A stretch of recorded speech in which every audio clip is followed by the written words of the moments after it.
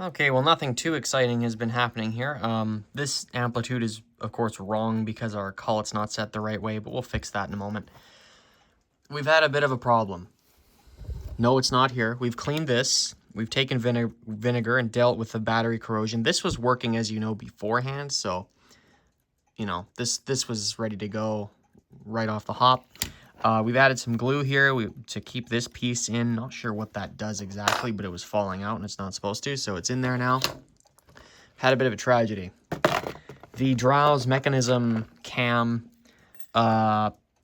it was proposed in the comments of the last episode to try and just run the clock and just let this thing naturally cycle through on its own instead of advancing the hands like I was doing, you know, manually with the knob. I figured, you know, we'd try and, well, Dugald actually figured we'd try and just let it run. That was a good idea.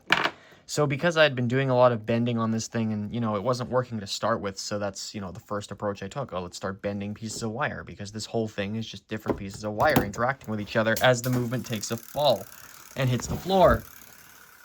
The good news is it'll probably still be running. Yep. No harm done there, folks. Not on this movement, anyway. So, that's all fun and games, right?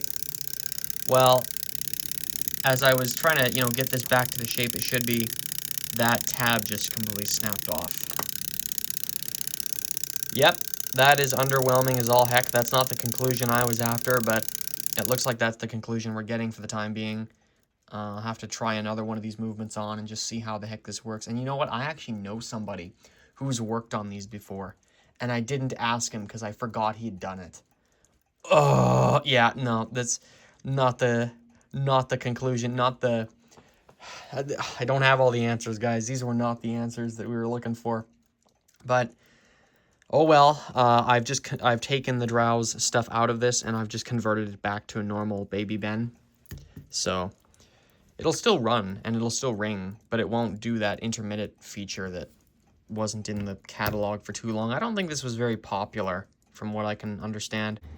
If you want to get these hair springs positioned correctly on these balance staffs where, you know, the movement will actually be in beat, as you can see, it's not. It's just way the heck all over the place. I'm taking a nice pair of tweezers, and I'm going to stick one end of the tweezer into the slot, which is in the cullet there. I don't know if you can even see that.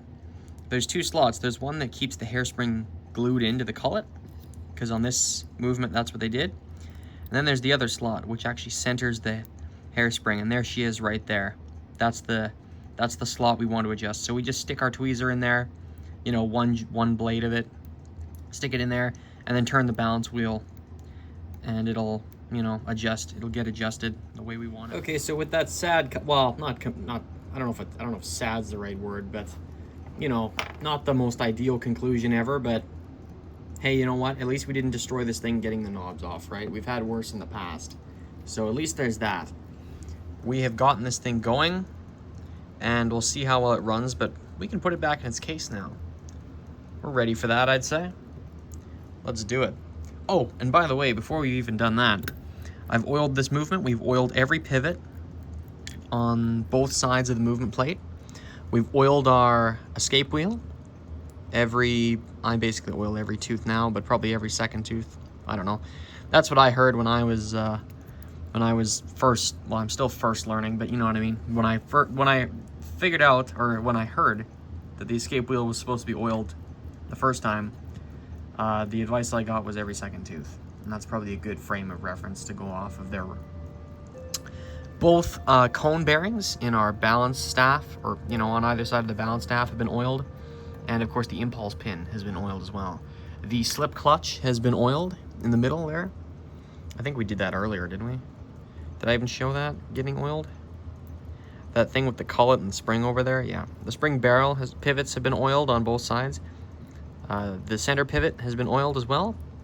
That I'm going to I think, well, the alarm escape wheel has been oiled, but I'm wondering if that pivot should be I might dab just a drop on there. We've also oiled our stopworks, just the top half of it. I could probably oil the intermediate wheel there on the time setting mechanism. And I should probably oil the actual time setting pivot there too. We'll do that. Build some other spots on this, such as the alarm, that cam there, the track that rides on, or the path that rides in. We also dabbed a spot there. We dabbed our magic touch lever switch thing. We dabbed that, the pivots on that with some oil. Where else? Basically, a good rule of thumb here is just anywhere there's friction. That's the entire mentality I use here. I think there were some others. Oh yeah, the alarm bridge here, the that brass bushing there, or that brass bearing, or whatever you want to call this, right on the outside here. Dabbed a spot of oil in there too. It's very rare you see these things without a dial on them. It's funny, you know, just looking at this, I'm reminded of those, you know, 1910s, 1800s beehive clocks and things like that. You know, the OG clocks and all that stuff. Sometimes you'll see that stuff, you know, floating around without a dial. And it's just absolutely hilarious to see something from, what, August of 1966 with no dial. This movement actually makes fairly decent use of this case. There's other ones where there's just this big empty void in the case, but not this time. And we can see where our light bulb will go in there shortly. Okay, I've just put the light bulb in there, and I can see what completes the circuit. This thing actually utilizes the movement. Not only is that magic touch for the, you know, magic touch feature, but it also completes the circuit for the light bulb. Huh. The more you learn every day. Nice look, you can see this thing actually in place. Wow. And of course, when the whole project is said and done, this is what you get. Using the magic touch feature, you just hold the clock down and the whole dial lights up. And I think my phone camera is making that seem brighter than it actually is. In reality, it's got a bit more of a yellowy hue to it, and you can really tell. You can tell on the phone there, but in real life, you can really tell where the light is coming from, which is down here. I know in the like over the video, it looks like the whole dial is like almost has like a surrounding light thing going on. No, you can tell where it's coming from. It's coming from down here, but you get the idea.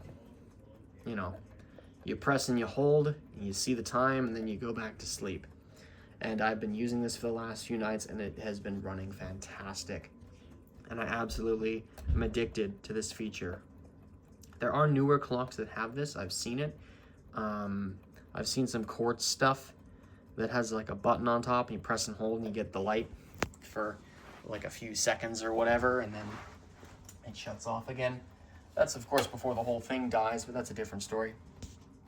I wish there were more clocks like this that were, you know, 60s and older, but of course that whole discussion is more related to this, isn't it? The problem is, once these clocks turn 50 plus years old, you know, the radium's barely working or not glowing at all. So you've got all these radioactive clocks that don't even do what they're initially intended to do, unless you put the thing in front of a black light. So if you can jerry-rig some sort of setup there, which I more than likely will at some point, to have a black light, you know, light some dials up. I am desperate for these. I love the glow in the dark, but again, I don't know what's cooler, honestly. This is cool when it works, and this is cool when it works. So there you go. I guess there's the whole thing. But these don't give you cancer. Not that these will, but I don't sleep directly next to these types of things. Ooh, these are scary radium. You know how it is. Yep. Unfortunately, there weren't many clocks with light bulbs in them of any kind. I know General Electric, I think, was one of the first to even screw around with that technology in 1962 with one of their kitchen wall clocks. I'm sure there are plenty of other examples even earlier than that I just have no idea what they are or where they are. Oh, what am I saying? There's the Hammond Jr. electric clock that has a light in it. Oh my goodness. Where's my head here, you guys? Anyway, yeah, there were attempts before this, but I wish there were more attempts for just, light bulb lit dials. That would be, you know, such a sick thing if that was common. But we have radium instead. So all you can really do is either blacklight everything or try and relume dials and make sure they glow with non-radioactive paint. But even then, you know, wouldn't that stuff stop working after like a period of time? Anyway, I'm getting too off topic here. This is the Drowse.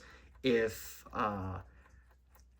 I know I broke the actual Drowse feature in this thing. I know I'm the you know, I get the dunce cap or whatever, but I will not stop looking into this. I'll see if I can repair that cam that broke, and if not, I'll try and source a parts movement for one of these and just experiment and just see how that Drowse mechanism was supposed to work, because it really wasn't obvious. And, you know, and without any sort of diagrams or anything to go off of, how the heck do you even, you know, how do you, you know, you're just basically grasping at straws until something happens. So anyway, and we got the main part though. The clock does run, the alarm goes off just fine, and if I ring it,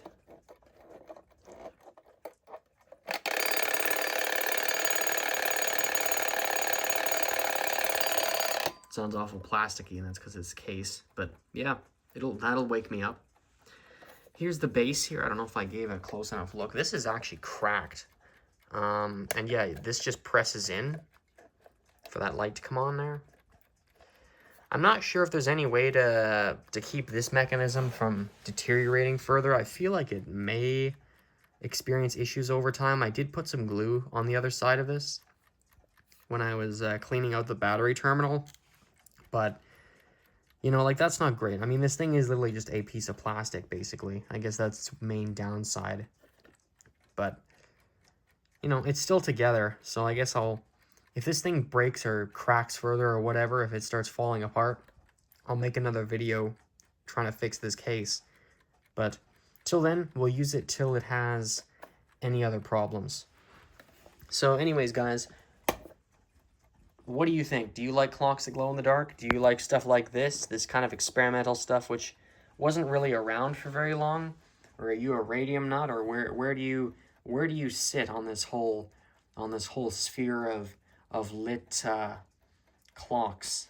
I'd be really curious to know what other people think, because I know as time went on in the digital world of alarm clocks, all that stuff glows in the dark. So, you know, this whole discussion is completely out the window.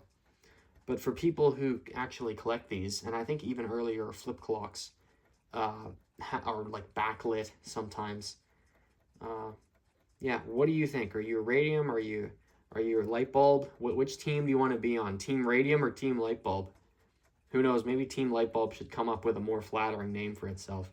Anyway, hope you guys enjoyed this. Hope you guys learned something. And I will see you in the next video. Actually, before I end this, I will say that with the whole knob removal, the whole alarm knob setting, this thing here, the setting/alarm setting knob, that knob right there, we have a better strategy for removing that thing. I've come up with a different idea based on our previous idea. And I think I may have even said it in the video somewhere when I was screwing around with it. But in any case, I will test said method, or maybe I'll test it on camera. Who knows? You'll hear about it either way. And I will reveal to the world my next great, well, quote-unquote great idea for taking these knobs off and not damaging the movement. So stay tuned for that. And yeah, I'll see you guys later.